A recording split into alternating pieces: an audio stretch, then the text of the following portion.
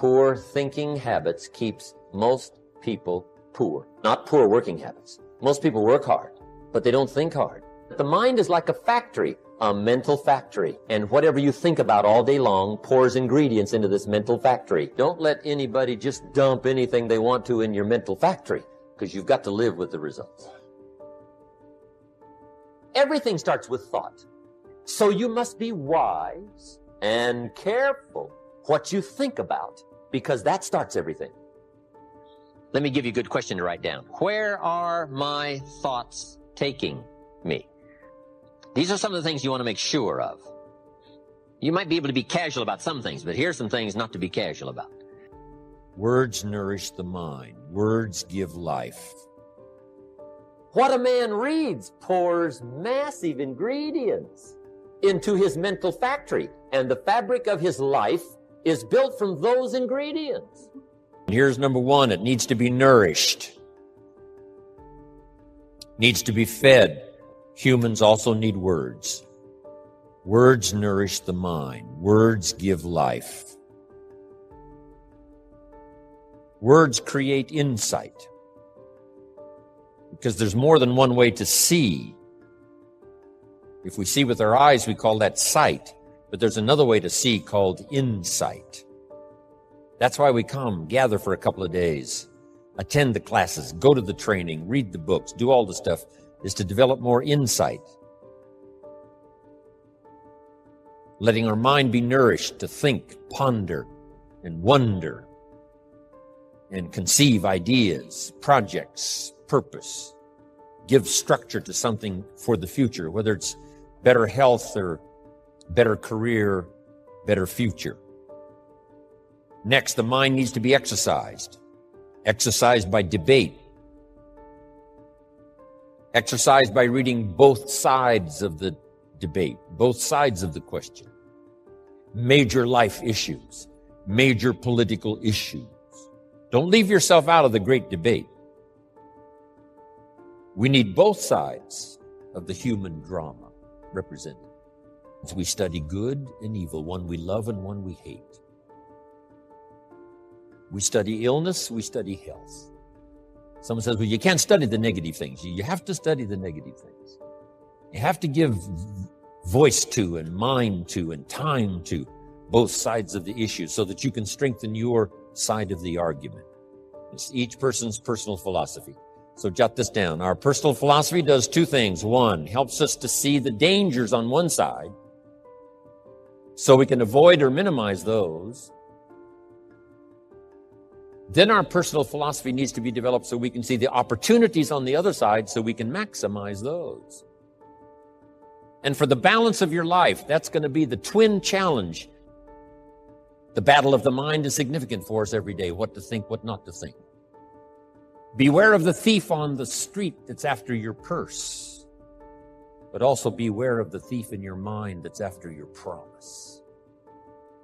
The thief in your mind that says you're too short, you're too tall, you've never done it before. What makes you think you can do it now? It's not going to work for you.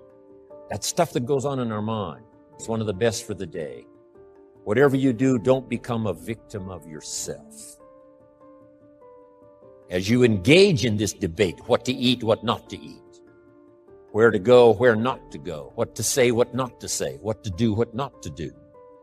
Make sure that you strengthen the positive side of this argument with yourself so that day by day you become healthier, day by day you become stronger, day by day you become wiser.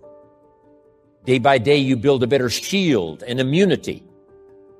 So feed the mind, exercise the mind, and build your library. And I've had mentors along the way. I'm telling you, that keep my mind stimulated, that keep my interest keen, that help me to evaluate and to weigh what is good, what is okay, what is better, and what is prosperous in terms of your life. Now, in part of personal development for the mind, you got to sort through what you read, what you see, and what you hear, and decide which of all of that is valuable for you to try and do and master. This is where being a student comes in, not a follower, but a student. You read one book on good health and it says, do what this book says, you'll live forever. You read the next book on health and nutrition and it says, if you do what that first book says, you'll die young.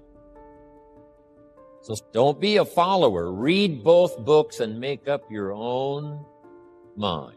One of the best phrases for the day I got, make sure what you finally do is the product of your own conclusion. You don't just follow, but you listen to both sides of the argument. You listen to the controversy. You try to master the points on both sides or three sides or whatever. Then you start charting your own course. It doesn't say you'll make always the right decision on what course to take or what to do. You can refine as you go. But make sure that what you do is the product of your own conclusions from the debate, conclusion from what makes the best sense to you. Give yourself a chance to change, reevaluate, that you will read whatever you have to read.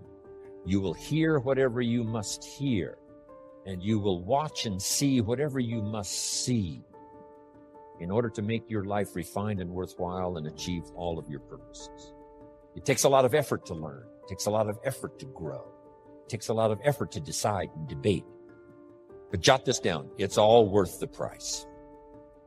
Whatever stimulates you to think, whatever stimulates you to wonder, whatever stimulates you to react or even to debate, even if you hear something you say, well, that's not right. See, that's still valuable. It means your mind is ready to take on something, whether it's agreeable or not agreeable, just so you're alive and alert and awake, ready to process anything that comes your way.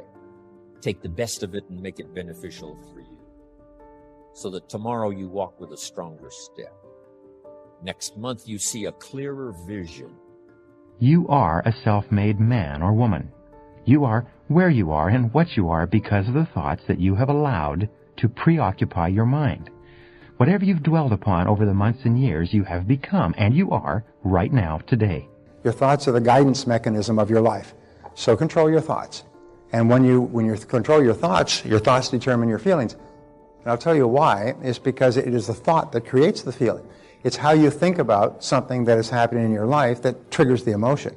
The way you explain things to yourself largely determines your emotions, it largely determines your thoughts, your reactions, your responses, largely determines the total quality of your life. We become worried, we become fearful, we become concerned and anxious, or on the other hand, we become happy and inspired. Things happen and we react, we think, and we say, well, of course I'm upset. You'd be upset too if you had the same experiences. Life is a continuous reaction to outside stimuli to the average person. So one may be happy or sad, or life has meaning or is meaningless by evidence of what happens to us from day to day. But if you don't want to be upset, you needn't be upset, you see. The incident happens, there's no use denying it, but as far as your experience is concerned, the incident is completely external. It's always on the outside. What happens in your mind happens as a result of your attitudes and your feelings and your habit patterns. Your thoughts are your reactions to the incident, always. The incident did not make the thought. It is your mind, and you have been thinking and reacting in thought according to the level of your consciousness. When was the last time you said, he makes me so mad? Or that just teased me off? And of course, this is not correct at all. No one ever makes you mad. No one ever gets you upset. As I say often, you are upset because you're upsettable. You're angry because you have a anger consciousness that is touched like a little red button that causes it to blow up within yourself. But the anger is already within. Someone says something about you that you don't like. Someone behaves towards you in a way that you find offensive. Somebody does something or says something to you that you feel hurt by. And out of you comes anger, hatred, bitterness, tension, fear, anxiety, stress. And immediately you say, the reason that comes out of me is because of how he said it, or the way that she said that, or because they did that. But the truth is, the reality is, that what comes out is what's inside. So you react in thinking to the level, according to the level of your attitudes, according to your consciousness. Some of us are completely unaware of the fact that we have the power to control the kind of thoughts that run rampant in our minds. To realize that it is your mind Therefore, you have to ask yourself the question from time to time. When you find yourself terribly upset or concerned or anxious or worried about something that's happened, take a good look in yourself and ask yourself this one question. Why do I allow people or experiences or things to determine how I'm going to think or feel or act? In the same way, we're susceptible to the programming of mass media that is designed especially to control and influence thought simply because we've allowed ourselves to react. We are led into a life that is not really our own at all. We don't live our lives. We live lives that are conditioned by outside stimuli. But that's because we refuse to accept the responsibility for our own thoughts. So the very first step in this process that we're calling the art of thinking is to know that no matter what happens in your world, no matter what happens out there, no matter what you read in the papers, no matter what is taking place around you or to you, you always have a choice. Your anger is your choice, and you can always choose to be happy, angry, depressed, miserable, upset, or you can choose to be fulfilled and do something positive in this moment. It's always up to you. You can choose to think positively or creatively. You can become the master instead of the slave. It's not easy to think happiness when you're unhappy, because your unhappiness is busy manufacturing more unhappy thoughts. We're busy manufacturing negative thoughts to fulfill the negative state of consciousness, and it goes round and round. It's a vicious cycle. But as I say so often, you don't have to have anything to be happy about ever. You can be happy simply because you want to be happy. Abraham Lincoln once said, a man is about as happy as he makes up his mind to be. This is the key to the positive life. This is the key to positive thinking. It's simply determining that you have control and you can think the kind of thoughts that you want to think, and making the commitment at the beginning of the day and regularly through the day that you're not going to allow people or conditions or circumstances to decide how you're going to think or feel. Fact is, you always have a choice. You always have a choice. And this is a very important realization. You better not read the news for a while until you keep yourself in perfect peace and develop the capacity to control your own thoughts. Then you can read the news and listen to the news and see what's going on in the world, saying that the world has problems today. But not I have problems. The world has problems. Then suddenly you're in a state of consciousness where you can be a creative asset to the world, but at least you're not going to be destroyed by it. If you'll give it a good try, it will completely change your life for the better. Now I'll try to outline the 30-day test I want you to make. Now keep in mind that you have nothing to lose by making this test, and everything you could possibly want to gain. First, it's understanding emotionally, as well as intellectually, that we literally become what we think about, that we must control our thoughts if we're to control our lives. I want you to write on a card what it is you want more than anything else. Make sure it's a single goal and clearly defined. You needn't show it to anyone, but carry it with you so that you can look at it several times a day.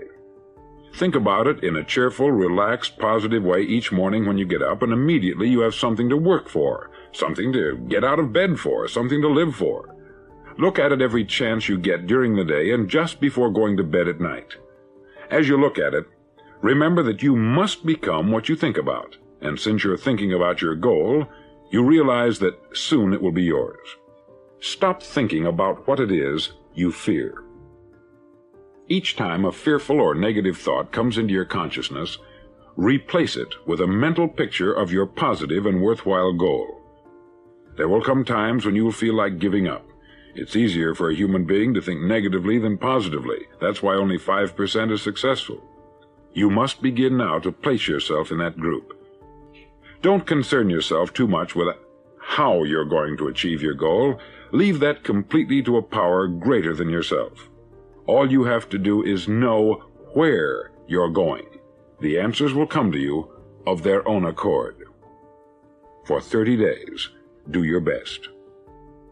If you should fail during your first 30 days, by that I mean suddenly find yourself overwhelmed by negative thoughts, you've got to start over again from that point and go 30 more days. Gradually your new habit will form until you find yourself one of that wonderful minority to whom virtually nothing is impossible. Don't forget the card. It's vitally important as you begin this new way of living. In your spare time during your test period, read books that will help you. Inspirational books like Dorothea Brand's Wake Up and Live, The Magic of Believing by Claude Bristol, Think and Grow Rich by Napoleon Hill, and other books that instruct and inspire. Nothing great was ever accomplished without inspiration. Above all, don't worry. Worry brings fear, and fear is crippling. The only thing that can cause you to worry during your test is trying to do it all yourself. Know that all you have to do is hold your goal before you. Everything else will take care of itself. Remember also to keep calm and cheerful. Don't let petty things annoy you and get you off course. Remember that you must reap that which you sow.